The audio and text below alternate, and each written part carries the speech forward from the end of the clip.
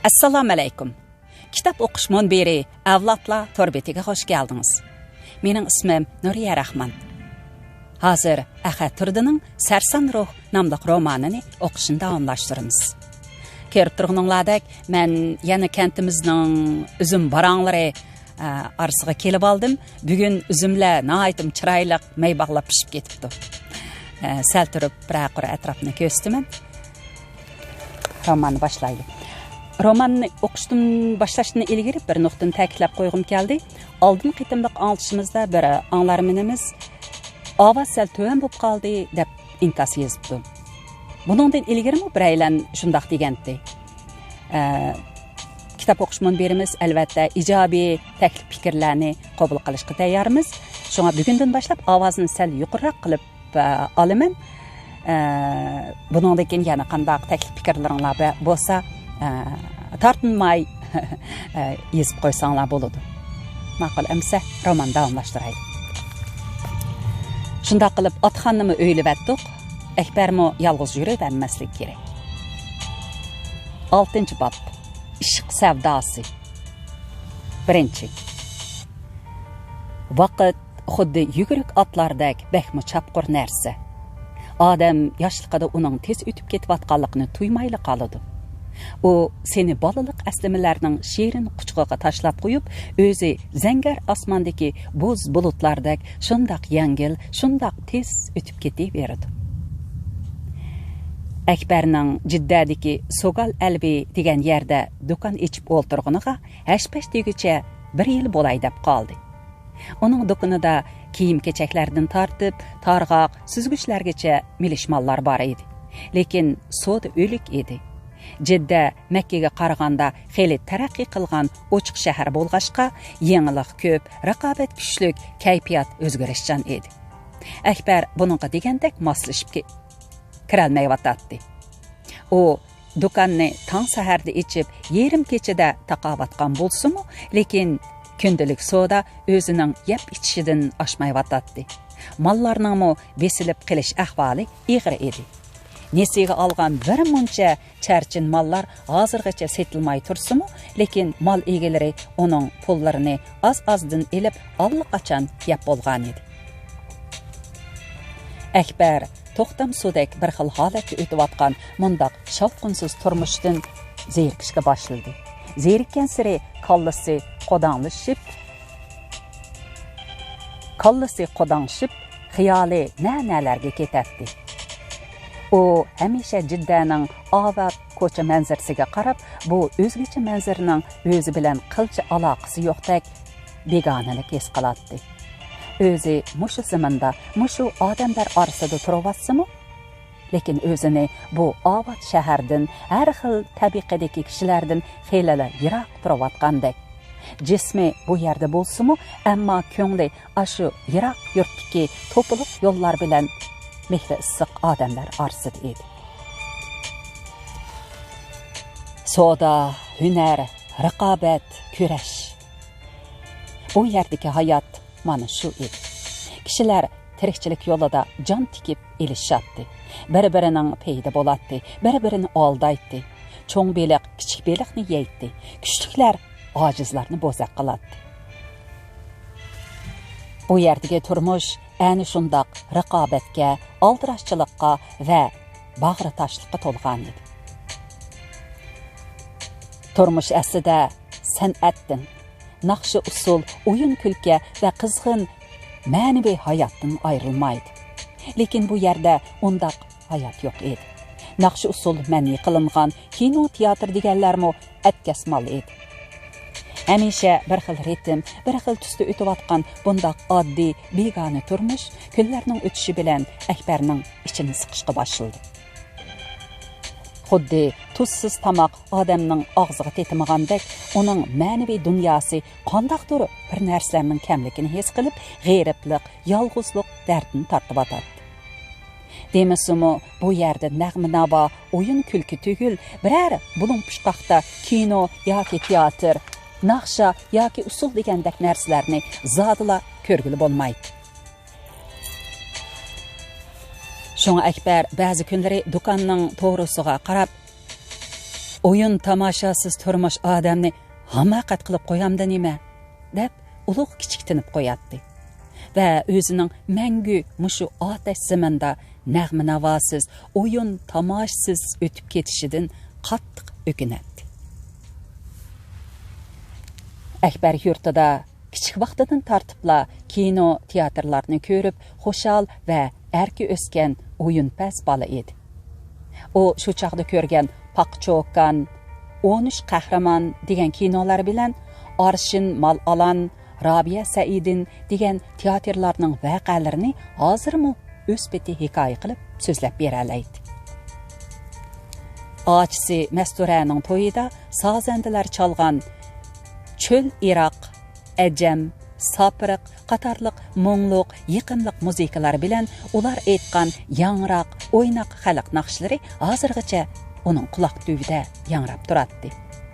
Sozandalar Dilbirim mendan yiroq, dilbirimdan men yiroq. Dilbirim qoshimda bo'lsa, qalbimda yong'ay sham chiroq. Olma anarning qandakmi, so'ygan yoring mendakmi? Deb naqsh to'g'laganda bir usulchi texi Akbarni usulga tartib, "Ochangning to'yida o'ynab ol" deb so'riniga boshlab tushgan edi. Bu kunlarda Akbar nima uchundir mahallasidagi o'zi bilan birga o'ynagan tangtush qizlarni aslaydigan bo'lib qoldi. U hajga minishning oldidagi bir oqshimi mahallasidagi qiz-o'g'il bolalar bilan ko'chaning og'ziga yig'ilib, dastlab hikoya cho'chak aytishdi. Keyin chalma qo'ydim degan o'yinni o'ynab, bir-birining qo'yniga qo'l tiqishib, kulki chaqchaq qilishdi. Oxirda jup-jup bo'lib, mo'ki-mo'kilang o'ynadi.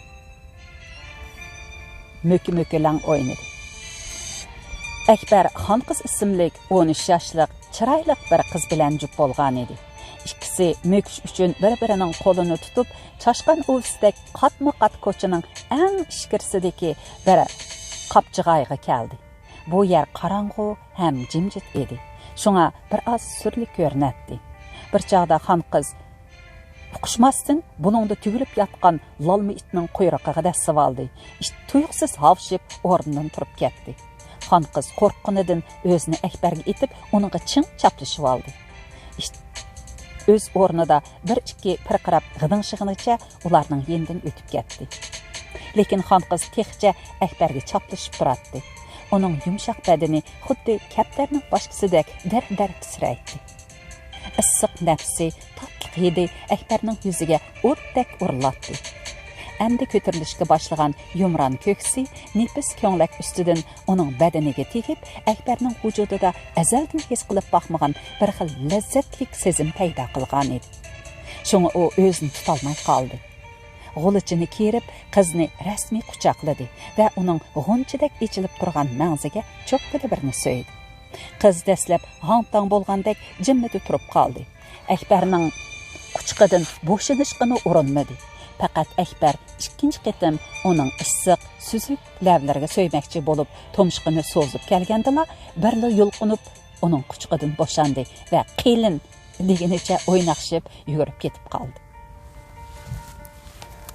Odamning ruhini urg'utqichi bundaq aslimilar tanholik, zerikishlik ichida yashayotgan Akbarning xiyoliga har qitim kelganda u xuddi Xonqizni hozirmi quchoqlab turgandek, qo'llarini ching giralashtirib, tomshqini so'zib, bir xil tatliq xiyoliy tuyg'u ichida tamshinib qo'yadi.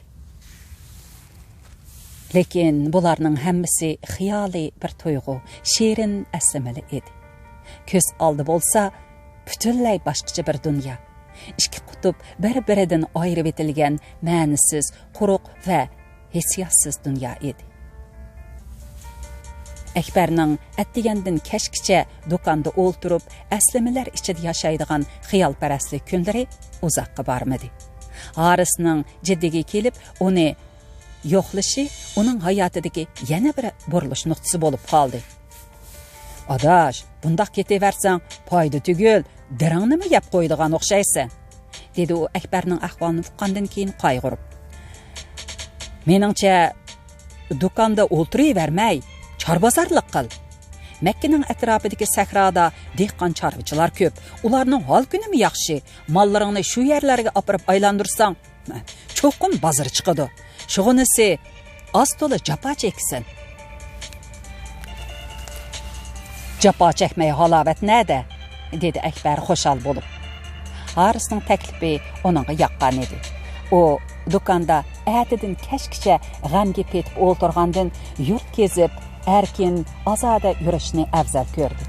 Uning ustiga charbozorchilik jafoliq bo'lsa-mu, ko'ngillik edi. Jahon ko'ratdi, kishilar bilan to'nishatdi.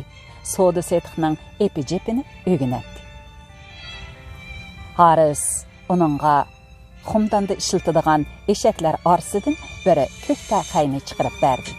Akbar do'kondagi mollarining har xillaridan avrishga ilib, puxta yashiklarga qochiladi va ko'k taxayga ortib, Haris sizib bergan xarita bo'yicha jiddidan tortib Makkaning atrofidagi sahrolargacha yurt kezib, charbozorchilik qilishga boshladi.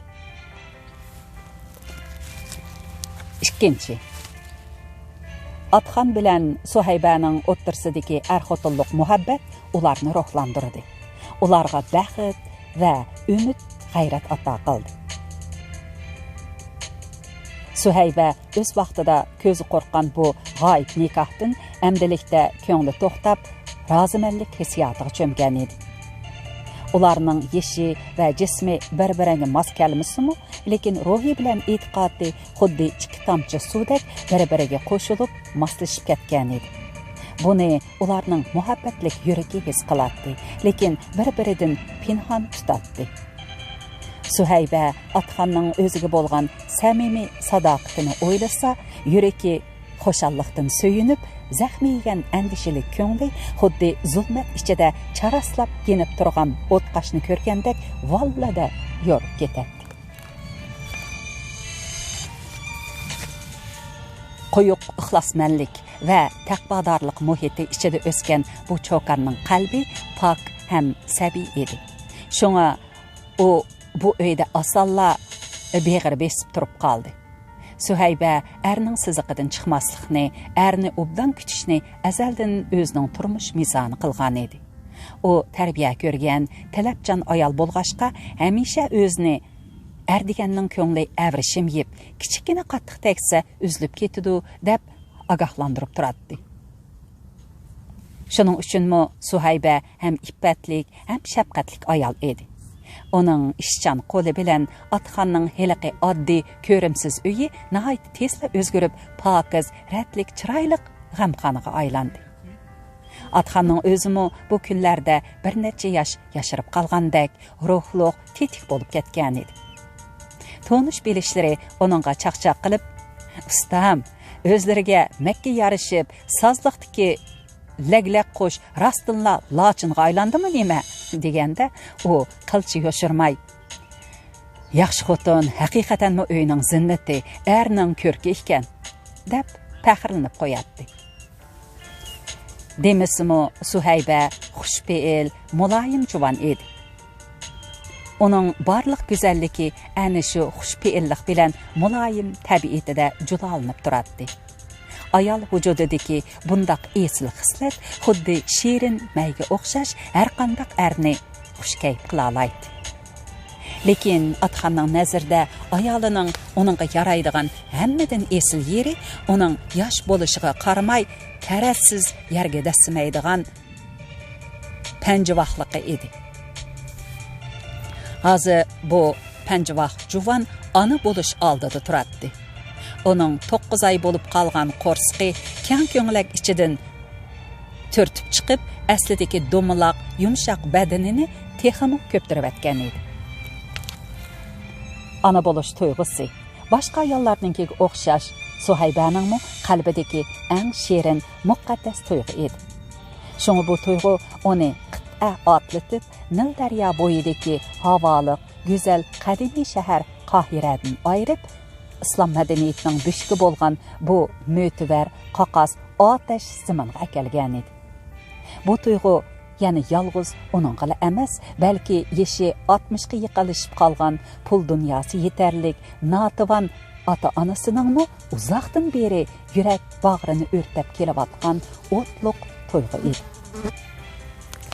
Ular yalğız pərsəndi Suhaybənin özləri üçün birər nəvra tuğub, ailə nəsəbinin məngü üzülüb qalmaslıqını heç gündüz Allah'dan tilab kelgan idi. Şuna pat arada alına boluduğanlığını oylasa, Suhaybənin yüreki tepcəklab bir ailə kişilərini arzu armanğa yetkizgan Atxandan bəkmi söyünüb ketətdi. Atxanmı oğlu Əkbərinin bu yaxı yurtda yalğız baş bolup qalmaydıqanlığını oylab, Suhaybənin yeni pərzənd tuğub bərməkçi bolğanlığıdan çəndan xoşal bolatdı.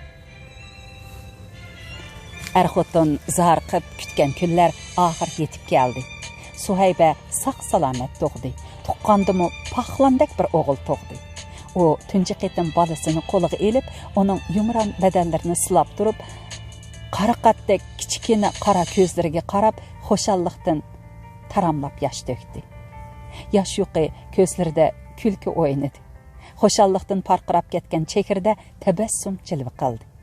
Mana bu olamcha shodlikni bildirdigan, uzoq yillik tashnoliqi qondirilgan baxtlik onaning sof ham samimiy tabassumi edi.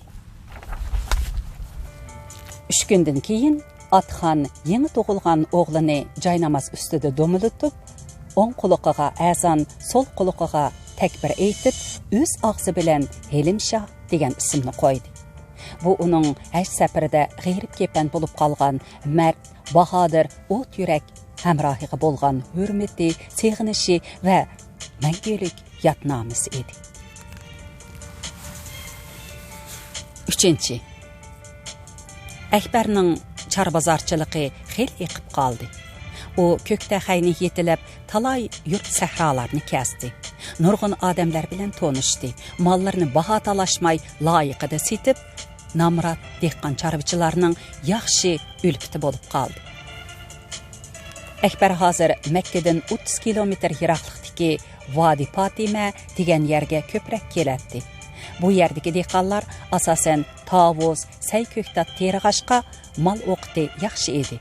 Bu yerda pasuli, ya'ni sho'xla, kosa, jangdu, kurrat, kuda, uzunchoq kava qatorliq saylar bak o'xshaydi.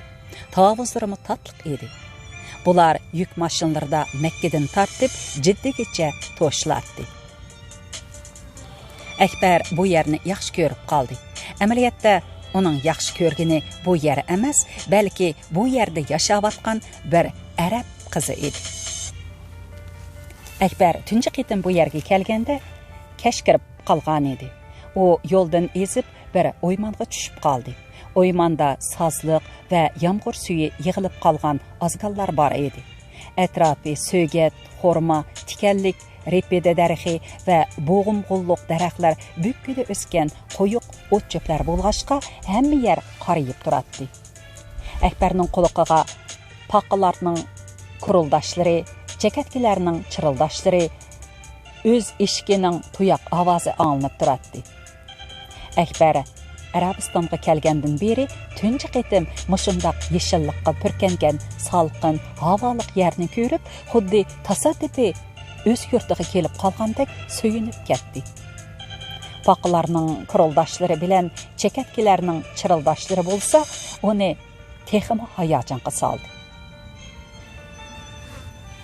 Əkbər o'zini go'yo yurtidagi tuman daryosining bo'yida ketayotgandek, daryo bo'yidagi majnun tollar bilan yondagi etis qirlarda sakrashib yurgan bu jonivorlar uning qadam ovoziga moslashib nag'ma-navo qilayotgandek shundoq ko'ngillik va yiqimliq his qildi. Əkbər qorong'i tushib ketayotganligini parvo qilmay, bu yeshillik olimini sayr qilib xeyli uzoqcha aylanib yurdi. Bir chaqda yiroqdan uning ko'ziga lipildigan chiroq yo'riq ko'rindi. Əkbər asta shuni ko'zlab mangdi. U bir kapiga yetib keldi.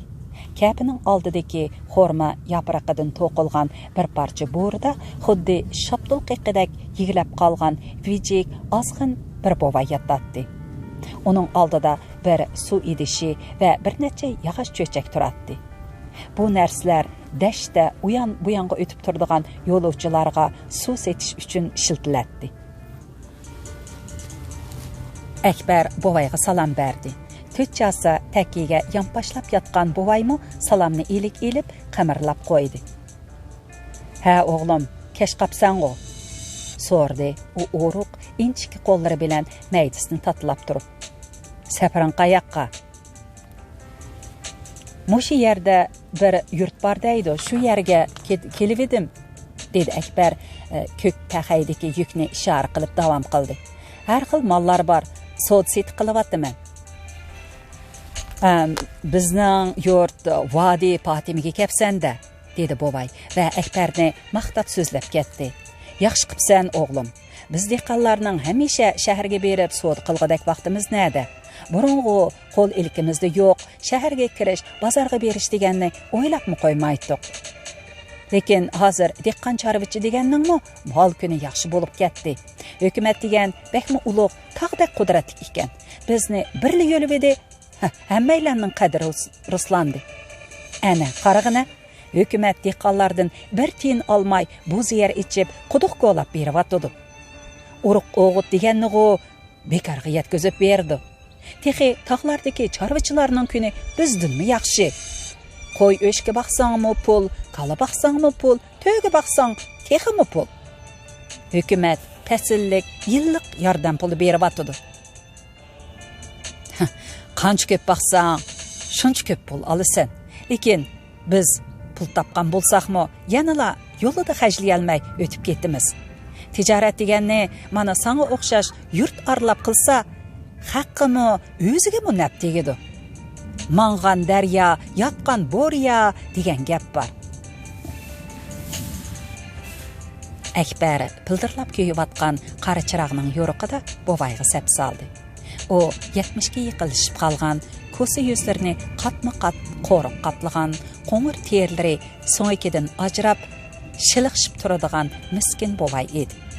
Lekin uning ko'tmak qoshlari ostidagi ko'zlari texi nurdan ketmagan, chiroq yo'riqida muloyim chaqnab turadi. Akbar bu ko'zlardan bovayning sodda va durust odamligini ko'rdi.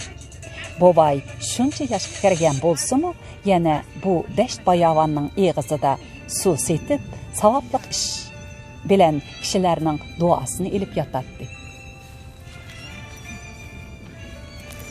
Ular o'zaro tanishdi. Bovayning ismi Ibni Asakir bo'lib, mushu yurtliq edi. Kampiri o'lib ketgandan keyin kelinining qo'liga qoldi. Kelini dastlab xeyli obdan qaragan bo'lsa-mu, keyin askarab oldi. Hadislar yo'qsizlikni bahona qilib, qo'shiqni tavaqqa, cho'mishni qozonga urib, chalvoqqa aytdi. Bundaq chaqlarda o'g'limi qo'liqini yopirib, o'zini bilmasga selib oladi. Bu hal bovayga ar keldi.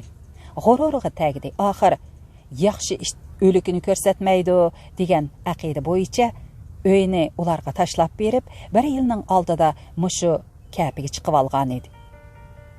Bu yer to'rt yo'lning to'g'imi bo'lg'ashqa o'tgan kashkanlar ko'p edi. Bovay hamisha o'ymandagi buloqdan suv akilib, kap oldidagi ko'p idishlarga to'shqizib qo'yatdi. Şoňa buvay bu yerge kelip uzaq ötmey, Asakir ötüňi dep nam çıkardı. Her qandaq yolçu bu yerge düşmey ötmeydi. Hatta çoğun soda karavanlarımı düşkün qılıp tüneydi. Şoňa buvay bu yerde hiç nersedin qısılmay, erkin, azad yaşawatatdy.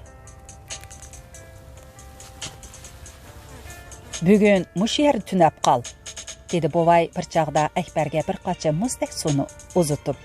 Muş oymandan össenla vadi Fatimaga kirsen, äti barsan boludu. Eşkinge ot selip ber. Käbinin arkasida quruq bedi bar. Akbar atdigandan beri yol yürüp herip qalgan edi. Buvayning taklifi onunğa hoş yaxdı. O köktaxayning üstüdeki yüklerini düşürüp eşekni otqib qoydu. Eşek käbinin arkasidagi bedilerini karasıltıp yeyişki başladı. Akbar xurjundan pishirilgan to'xu go'shi, tuxum, va nonlarni elib bovay bilan billa qo'rsqini to'ydirdi va uzoqqa qolmay kapining bir bulungida bovay bilan so'zlashib yetib uyquga ketdi. Akbar atsi uyg'onganda bovay kapining oldidagi tosh o'choqda choy qayintib nashliq tayyorlab atdi. Ikkisi billa nasht qildi. Bovay uningga ko'rdiki o'zi yasigan qurayish erimchikidan bir necha qo'shiq elib berdi. Akbar uni tamshib turib yedi. Erimchik bir oz ochiq bo'lsa-mu, lekin yeyishlik edi. Ko'ngilni ishtahani ochatdi. Nashtidan keyin Ibn Asakir uni uzitib qo'ydi. Akbar menish oldida uning beshiga oq ipak do'ppidan birini kiydirib qo'ydi va qo'liga bir to'qash sopun, ikki qop sarangini tutqizib, "Rahmat bova, obdan xaridorligimni qildingiz. Bundan keyin izlab turaman" deb tashakkur aytib xo'shlashdi. Bovaymo uni heliqi erimchikdan tugunchaq qilib qizg'in uzitib qo'ydi. Akbar chashqa vaqti bilan yurtga kirdi. U xuddi birsi ko'rsatib qo'ygandek qashtamliq bir bog'ning oldiga kelib to'xtadi. Bog'ning o'ttirsida xurma yupurmiqining sapqi bilan yasalgan challilik shipang bor edi. Shipangda bir necha yo'lanchiklik to'qilma o'rindiqlar turardi. Atrof jimjit bo'lib, faqat issiq shamolning g'o'yildishi va yupurmoqlarning shildirishi anglanib turardi.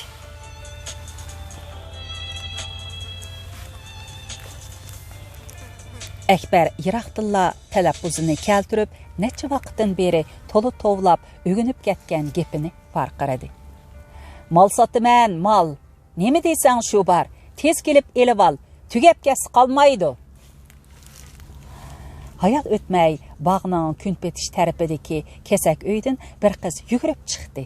Qiz beshiga chozi bilan qistirilgan chasi yog'liq artgan, uchisiga nepiz zangar rida yepingan edi. Bo'ynidagi bir tiziq kahrabo marjon quyosh nurida yiroqdilla parqirab ko'rinadi. Qiz yugurib kelib Akbarga 10 qadam qolganda chippida to'xtab qoldi. Ularni bog'ning tol chiviqlarida to'qilgan pakarg'ina qasha temi ayirib turardi. Qizning yuzi ochiq edi. Shunga u Akbarga yiqilishdan qo'rqib to'xtab qolgan edi. Lekin qiz orqasiga yonmadi. Balki Akbarga tikilgan ko'zlarini nazokat bilan o'yintib, ondan yerga qarab turib oldi. Uning bundoq sabiy, pok va qizg'in qarashlaridan 17 ga kirib, yuragi so'ygi talab qilayotgan bejirim bir qizning balog'at yeshidagi tashnaligi chiqib turardi. Qiz ehtiyot bilan atrofga qarab qo'yib, yana bir ikki qadam oldiga chamdadi. Akbar amdi uni shundoq aniq ko'rdi. U qaddi qomati kelishgan, husniga to'lgan, qanşarliq, bug'doy o'ng, mangzi qizil ko'zlari surmis surgandek tabiiy qapqara bir qiz edi. Uning uchisiga ortib olgan zangar ridasi badanini yelkisidan tortib, o'shig'igacha yo'gab turardi. Akbar qizga herismanlik bilan qarab turib qoldi. Uning ko'zlaridagi boyiqa hayronlik o'rnini endi zo'qlanish egillagan edi. Qiyo ichilgan lavlarda bir xil mastona kulka jilvalanib turardi. Qiz sahroda cho'ng bo'lgan bo'lsa-mu, lekin nihoyatda yuqishliq, jilvador qiz edi. Uning butun turqidan yigitlarning ko'zini aloq-jaloq qilib etadigan bir xil sehriy kuch chiqib turardi. Qiz asta beshini ko'tardi. U Akbarga qiyo biqib, qashaning u tarafida turib so'radi. "Sizda xalxal bormi?" Xalxal degani pochaqqa asadigan qo'ng'iroqli xalq ekan. Akbar levini tishlab turib qoldi. Chunki uningda yosh qizlar havasga ishiltadigan bundoq zinnat bo'yimi yo'q edi. "Hozir yo'q, kelar qitim olg'ash kelay", dedi Akbar va zo'r g'ayratga kelib, "Ismingiz nima?" deb so'radi. Qiz birdan jim turib oldi. Keyin aram anug'idek qilib, "Hapsa", dedi va hüppida qizirib yerga qarab oldi. Qizning ochiq yo'riq muomalasi Akbarga bəkmi yıqımlıq bilindi. Bir xil şirin cug'uldaş uning vujudiga targ'andek bo'ldi. U qizning ko'proq so'zlashini kutatdi, chunki uning ovozimi o'ziga o'xshashli muloyim ham tatliq edi. Akbarning nazarida uning og'zidan chiqayotgani odam bolasining og'zidan chiqayotgan oddiy gap emas, balki jannatdagi hur parilarning shirin suxan shivirlishi edi. Akbar uni yana gapga selish uchun og'zini o'mallab turib edi, uy tarafdan bir ayolning "Hapsa, qinisan!" deb varqirgan ovoz anglandi. Qiz cho'chigandek beshini dirangada silkib, Akbarga lippida bir qaradi-da, orqaga o'rliginicha yugurib ketdi. Akbar uning orqasidan "Mening ismim Akbar, xalxalni cho'qim akiliman" deganicha turib qoldi. Qiz ushaq qadam bilan yugurib ketib-atdi. Akbar bo'ynini so'zib, uningga yana bir qitim qaradi. Bu chaqda uning zibo qomati asta-asta ko'zdan g'oyib bo'ldi. Faqat zangar ridosi g'ilpalla ko'rinib, Akbarning fikr-xiyolini chalg'itib-atdi. Uning g'uva xiyol ekranida bir parcha yeshil bo'shliq qolib qolgandek bo'ldi. Akbar kashkicha yurt orladi. Bu tüptüz ketgan tuproqi munbat vodi edi. Attigandan kashkicha quyoshning hil-hil tapdi, badanni ko'ydirib, yuzlarini yilinjitdi. Dehqonlar shundoq issiqdimi, quduq suvi bilan yomg'ir suviga tayinib, etizdan kirmay teriqchilik qiladi. Bu yerning tovuzi haqiqatan tatliq, sayko'k tatlari sarxil edi. Akbar bir necha mahallalarga bordi. Etiz qirlarni orlab, naq maydon tijorat qildi. Bugun uning sodisi haqiqatan yaxshi bo'ldi. Burun beslib qolgan nurg'un mallar setilib ketdi. Texi qizlar, ayollar uningga nurg'un yangi narsalarni buyurdi. Akbar kashga yaqin heliqi bog'ning oldiga kelib, qasdan uyoq bu yoqqa o'tib baxdi. Maqsadi Habzini yana bir qitim ko'rib olish edi. Lekin uni ko'ra olmadi. Ko'rgani bog'da timiz qilib yurgan bir qiyrisal odam edi. Akbar amalsiz ko'k taxayning beshini asakir o'tinga tarafga qarab bordi. U buvayga ikki tavuz bilan bir bog'lam o't yosh elib oldi. Akbar bugun shu yerda tunab, tong sahar bilan shaharga qarab mengishni va yangi mallarni elib tezroq Vadi Fatimaga qaytib kelishni ko'ngliga pukdi. 4. Dunyoning qayerda bo'lmasin, muhabbatsiz turmush bo'lmaydi. Turmush azaldan muhabbatning ochiq va yetiq sahnasi bo'lib kelgan. Shunga erkin muhabbat ujuqtirilgan, ayollarga tikilib qarash gunoh sanaladigan mushu mo'tabar zamindami muhabbat yanala o'z rolini o'ynamoqda. Akbar bu kunlarda Vadi Fatimaga kundi kelishni, har kelganda marlab bo'lsimi hapsini ko'rib olishni orzu qiladi. Bu qizni ko'rsala badani lappada o't ilib ko'ygandek va bu o't uni ajoyib shirin hissiyotlarga cho'mdirgandek bo'ladi. Akbar 20 oy ilgari nihoyatda tinch va xotirjam edi. Muhabbatning halovati yoki mushaqqatini bilmaydi. Habzi bilan uchrashgandan keyin hamma ish o'zgardi. Akbar o'zini boshqacha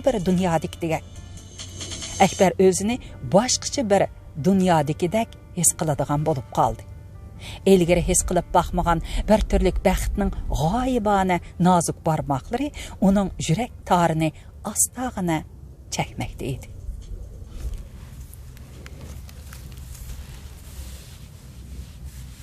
Lekin Akbar Makkadan alohida mushu qizga atab elib chiqqan xalxalni hozirgacha beralmay ichi tit-tit bo'lib yuratdi. U Habzini ashu tunji qitimliq uchrashishdan keyin yana bir necha qitim ko'rdi, lekin uni zodila yolg'iz uchirta olmadi. Hepsi bir günü anısı bilen, bir günü dadısı bilen, yana bir günü akısı bilen bağda ve bağının arkasındaki ot yaşlıkta işleydi. Ekber bilen hepsi fakat yıraqdilla ünsüz salamlaşatdı. Hepsi Ekberge yer astıdan oğurluqçı qaraydı ve onun tünce uçraşqan günüla özünün oy fikrini oğurlap ketken heliqi sumbatlık jigit ekanligini bilip, közleri hayacandan çaqnap ketedi.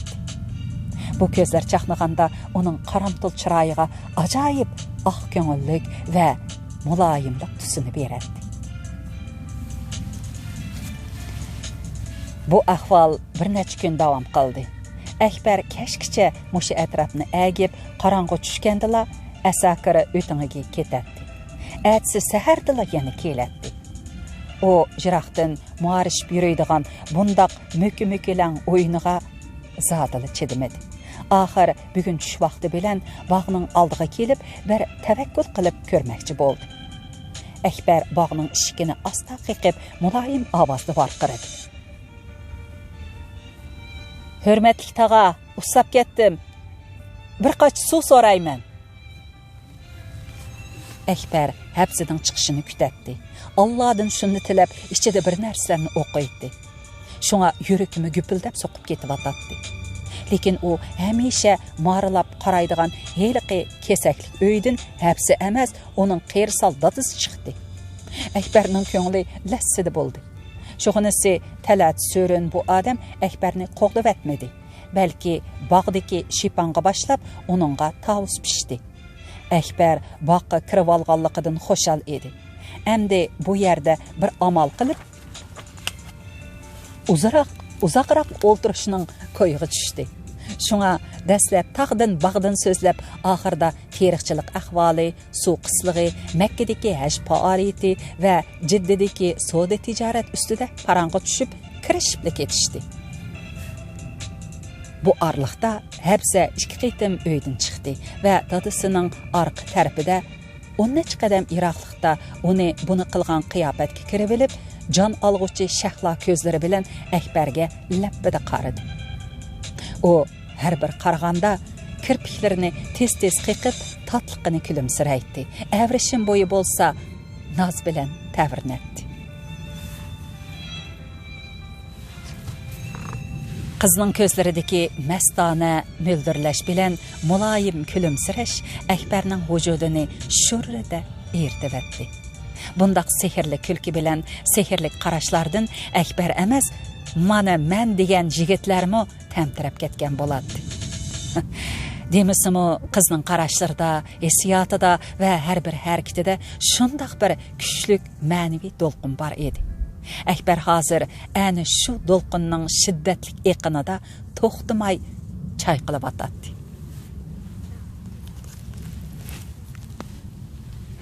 Dal şu çağda xuddi Allah tərəfindən orunlaşdırılğandək tuyuqsuz bir iş yüz berib, Ekber'nin oşqi alç düşdü. Bağının bir bulunadaki qotanның işki taraqlap içilib, iki öşke bir-birini qoqlaşqanicha baqqa жүгіріп chiqdi. Bunu görген hepsinin dadısı ularni qotanға solib etish uchun öşkiler tarafga qarab ketdi. Fursatni g'animat bilgan Ekber darhol xalqalni chiqarib asta jiringlatdi. Hepsi beshini ko'tarib onunğa qaradi va bir necha qadam oldiga kelib, bir tüp xorma daraxining daldisida turib astag'ini Keşte quduq beshidagi do'ngning yenida saqlang dedi va shu gapni qilibla yugurib kirib ketdi. Bu ikkilanning chaqqonligidan Habzining dadisi hech narsani to'ymay qoldi. O o'shkilarni qotanga solib etib kelganda Ekbermi o'rnidan turib rahmat etib xo'shlashdi. Ekberning taqir yerda yonpashlab yotganiga uzoq bo'ldi. Asta-asta quyosh patdi. Kashki shapaqning rangdor nurlari butun vodiga yeyilib, hamma yer oltin suyi yugurtgandek go'zal tusga kirdi. Quduq beshiga kelib ketayotganlarmi bara-bara azlab atrofni jimjitlik qopladi. Hapsa tex ko'rinmaydi. Ekber tit-tit bo'lishga boshladi. O hapsining bugungi jur'atidan, dodilligidan hayron bo'lgan edi. Bundaq cüret ve dadıllık söygü denizide üzü verip halıdın ketken, lekin Yiraktaki sahiliga yetip eliş üçün can cəhli bilen ilişivatkan Mecnun süpet bir adamның cüreti ve dadıllığı idi. Ekber turupla kızının kelmey qilishidin ensirashga başladı. Kim biludu, o hissiyatı örlegen çağda özünü basalmay vədi qilib selip, keyin esdin chiqirib qo'ydimi texi? Ekber intizarlıq ve dilig'ulluq ichida keşke Şapaqning o'zgarishini tomosha qilishga başladı. Şapaq aval uçuq alı bulumaş bo'ldi. Andın sus qizilliqqa o'zgarib, yer ziminga behmi jo'laliq parqaraq sho'la chashdi. Bu chaqda Ekber xiyolga shunda g'arq bo'lib ketdiki, hatto o'zini unutdi. Faqat bir kaslanchuk putining yenidan surkishib o'tgandila endikib o'rnidan qopdi. U mahalla tarafga bo'yindab qaradi. Ko'z yetim yerda Şapaq nuriga purkinib kelavatgan bir avrishim qomatni ko'rdi. Ko'rish bilan yurakidan zo'r bir harorat to'lqini qaynab chiqib, butun vujudini lovuldatibdi.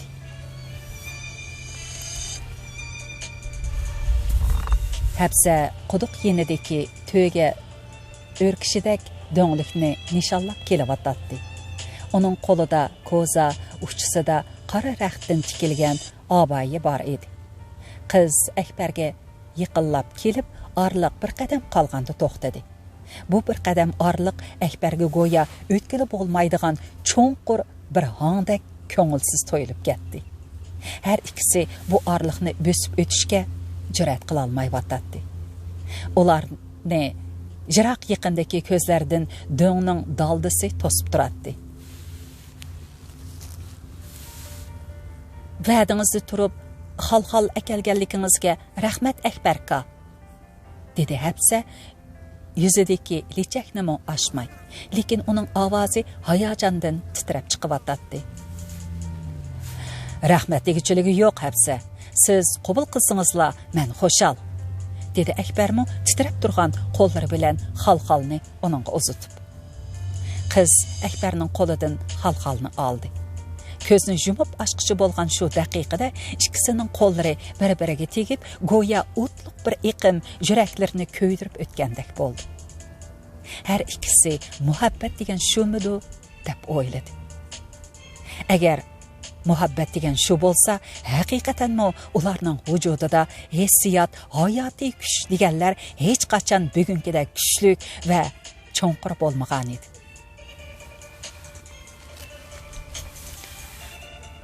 Muhabbat. Bu nima degan yiqimliq, go'zal, oliyjanob so'z ha? Lekin buni hech kim tushunmaydi.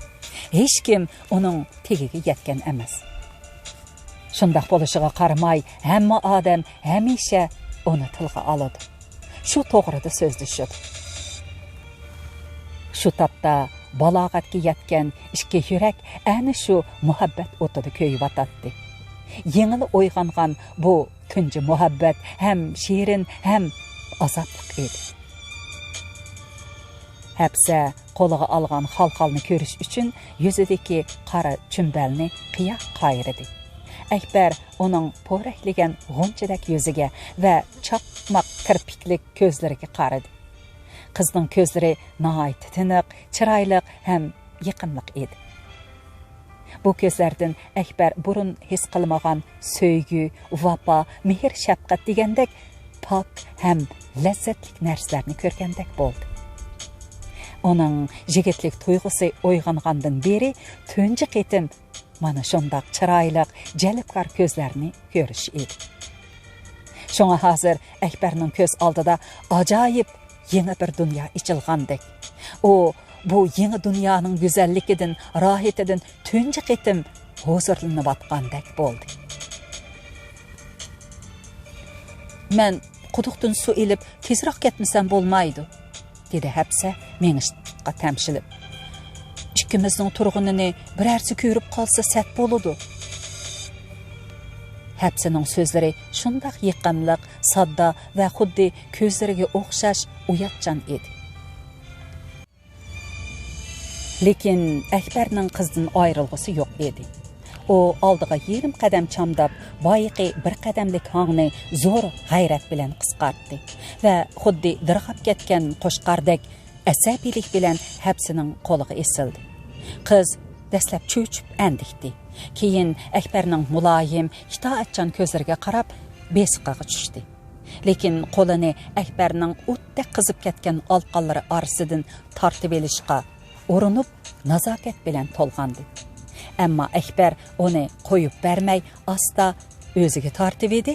Hapsa ansizlik bilan atrofga alanglab qarab, "Yo'q Akbarka, unda qilsak gunoh bo'ladi. Xalqlar ko'rib qolsa, cho'ng baloga qolamiz", dedi pichirlagandek zaif ovozda. "Qaysi haq? Hech kim yo'q-ku", dedi Akbarmi atrofga sangib qarab. "Bor", dedi Hapsa va ko'zi bilan nanidir Arshalani ishora qilgandek bir xil itoatmanlik to'yg'usi bilan qo'shib qo'ydi. "Alloh bor, ustimizda qarab turadi." Ular shu topda go'yo kuchlik magnit maydoniga kirib qolgandek bir-biriga qattiq tortilib, besilg'usiz tashnalik ichida tursimi, lekin yana qandaqdir bir sirli kuchning ta'siridan o'zaro qo'shilolmay ikki qutblik holatida turardi. Akbar Hapsining pok sabiyligidan so'yindi. Aya va e'tiqodiga qoyil bo'ldi. Şoňa o qizning yenik titrab turgan yumran qo'lini qo'yib berib etib, mundaq dedi: "Hapsa, mayli Arshaladin, mayli taxt saradin vahiy kelsimi, men sizdan ayrılmayman. Bununğa Allah guvoh bolsun", dedi Hapsa asta pichirlab. Shu tapda Hapsining qo'lini tutib, uning bilan yolg'iz qolgan Akbar bütün dunyoni unutdi. Uning xiyolidan soda, pul, dada, qo'rqush va hayo deganlar butunlay g'oyib bo'lgan edi.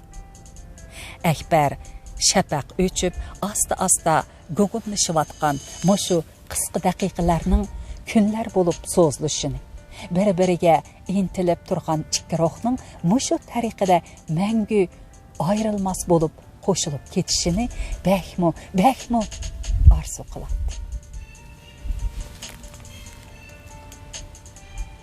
Lekin turmush shafqatsiz edi. Hapsining Akbar bilan buningdan ortiq turishiga amali yo'q edi. U helimi jur'at qildi, qaramlik qildi.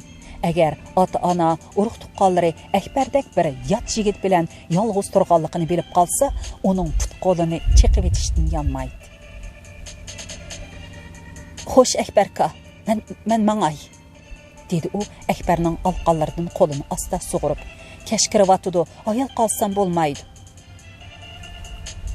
Qiz larsan tabrinib quduq tarafga mangdi. Akbar uning orqasidan qarab, "Yana ko'rishalamdiq, qachon?"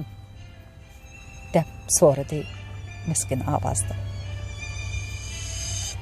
"Xudo buyursa, yana ko'rishimiz", dedi qiz orqasiga yerim qayrilib. "Men har kuni mushu quduqqa suvga chiqaman." Hapsa ko'ziga suv oldi va nihoyatda tezla ko'zdan g'oyib bo'ldi. Akbar atsi yana shu yerda saqildi. Ko'ktahayni quduq atrofidagi quruq cho'plikka qo'yib etib, o'zi do'nglikning daldisida Hapsini kutib yotdi.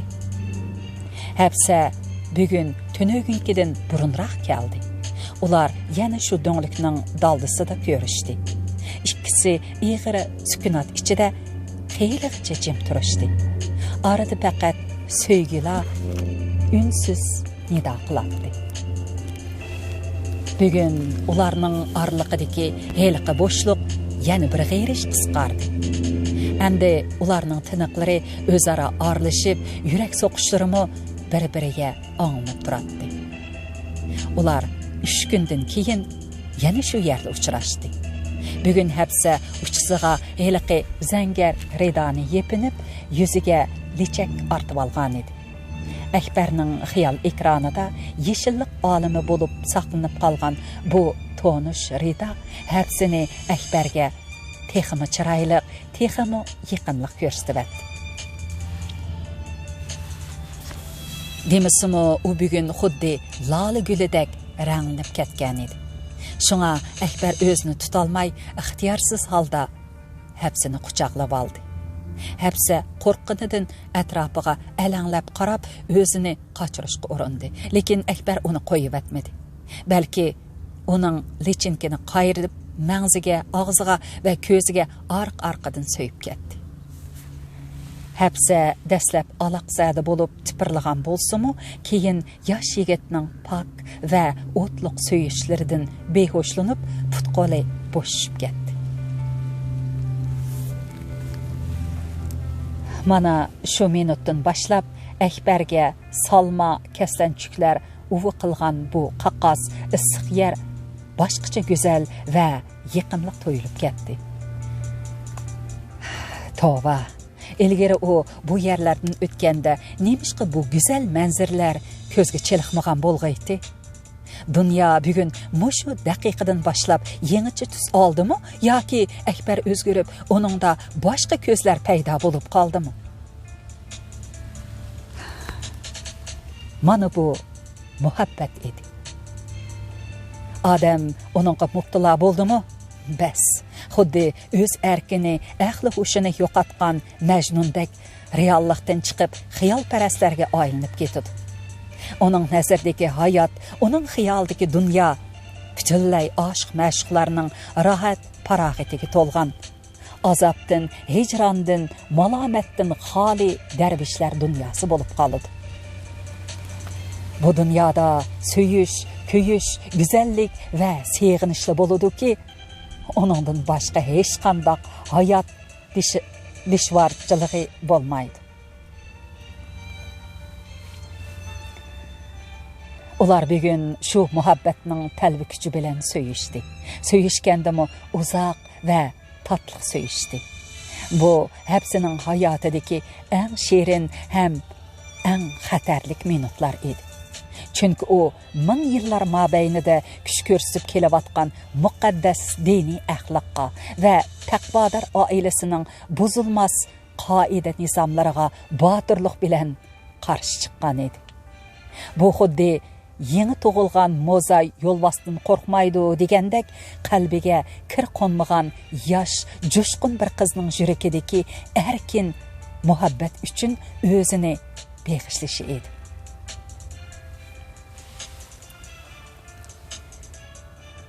İnsan ruhi azaldilla ziddiyatlik törəlgən.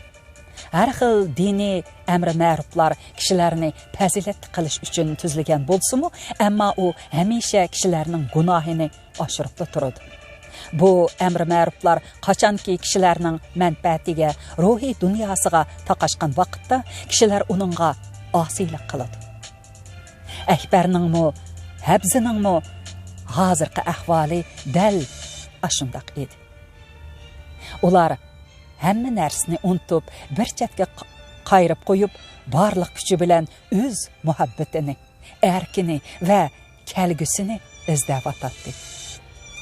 Bu yo'lda duch kelgan har qanday yoshurun va oshkora to'salg'ularni bosib o'tishga har qachon tayyor edi. Shu topda ularning yurakida xuddi portlash oldida turgan magma qatlamadek yoshurun bir cho'qan hükümran edi. Şu kuni kechicha Akbarning uyqusi kelmedi. Boshqa kunlarda o'qisila o'qiltib qo'yadigan oyatlarmi bugun uni hatto asntalmaydi. Akbarning o'rnidan turib, kap oldida sama salg'usi, g'azal tovlug'usi ovozini qo'yib etib, xandan urib kelgisi kelyotdi. Uning ko'yayotgan muhabbatlik yuragi zodila jim tura olmadi. Atsi Akbar yana tetik, ruhliq o'rnidan turdi. Ibn As-Zakir bilan billa nashliq yedi. Bu kunlarda bobay onunğa öz oğludanmı çara amraq bo'lib qolgan edi. Akbar, men sezdim. Kechech uxlamading, dedi Sagak bobay nashliq qilib atqanda. Nima bo'ldi? Bak xo'shal ko'rinsan-ku. Özümçe buva, dedi Akbar hech ish bo'lmagan qiyofatga kirib elib. Savdo tijoratim yaxshi bo'layotdi. Men shuningga xo'shal. Akbar yurak sirlarini bovayga aytishdan o'zini tortdi. Kapa kichik bo'lg'ini bilan bu yerda bo'lib turadigan gap so'zlari cho'ng edi. U texi oyig'i chiqmagan ishning yurtga yeyilib, birar falokatga yo'liqib kelishidan ansiraydi. Akbarning nazarida muhabbat eng sirliq, yakka yegona shaxsiy ish edi. Bovay ortiqcha gap qilmay miyqida kulib qo'ydi.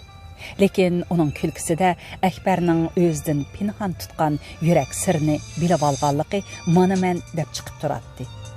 Demisimi 70 yillik hayotida talay ishlarni ko'rib, talay qismatlarni beshidan kechirgan, heligacha jiroqda qolgan bangbosh bolaligini, nur va haroratga to'lgan yigitlik tonglarini seg'inib aslaydigan ko'ngli toza, yuragi to'yg'un bu bovay xeyli kunlardan buyon Akbarning turmushidagi o'zgarishlarni sezgan va uning ishiq deb ataladigan bu dardu bala ko'chisiga qadam bosganligini bilib, ko'ngli ham suyingan, ham ansirash ichida qolgan edi.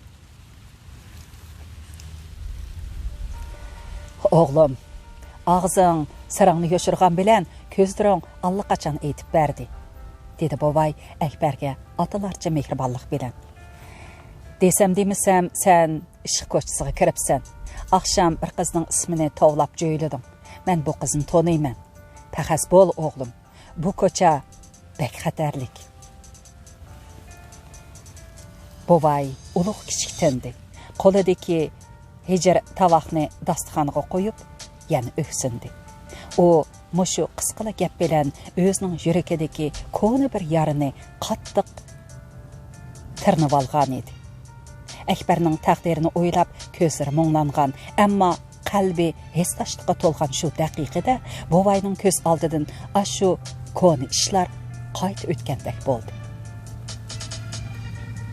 Buningdan yarim asr burun Asakir bovayning o'zidan 1,5 yosh kichik bir inisi ishq yo'lida kutilmagan fojiaga yo'liqqan edi.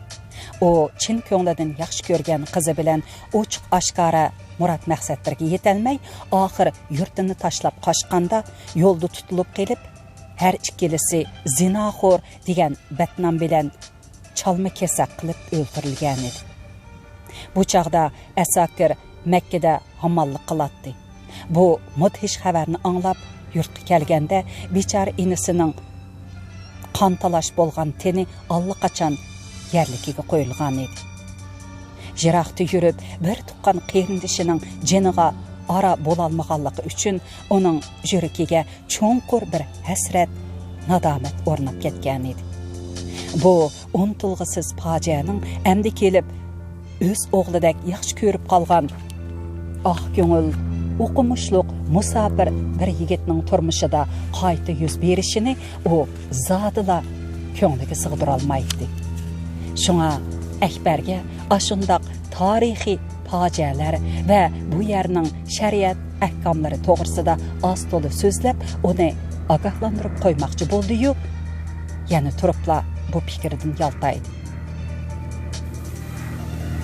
Chunki turmushga amdila qadam qo'ygan, qalbiga texi kir qo'nmagan sodda bir yigitning sabiy yurakini undaq mudhish gaplar bilan mujib vahimaga selib qo'yishni xohlamadi. Shunga u Akbarning mayuslanib jimjit o'ltirgan turqiga qarab, "Sen aqlliq bola, qanday qilishni obdan bilasan", dedi uning ruhini ko'tarishga tirishib. "Ish qilib ehtiyot qil, o'g'lim. Yo'lingda yilon chayonlar ko'p, yo'shirun nashtar urib qo'ymasin." Akbar bobayning ishko'yarlik bilan aytgan samimiy nasihatiga rahmat etdi va nashtadan keyin yo'l tayyorligiga tushdi.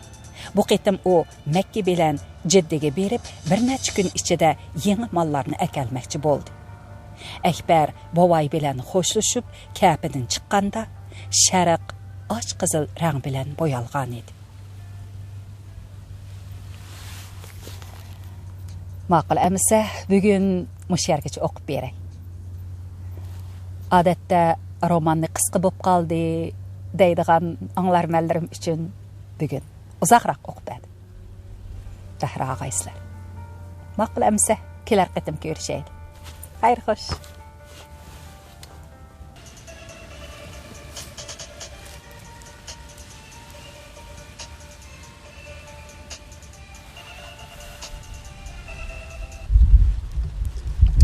Bir tarafda qor o'zimda, bir tarafda ishli o'zimda.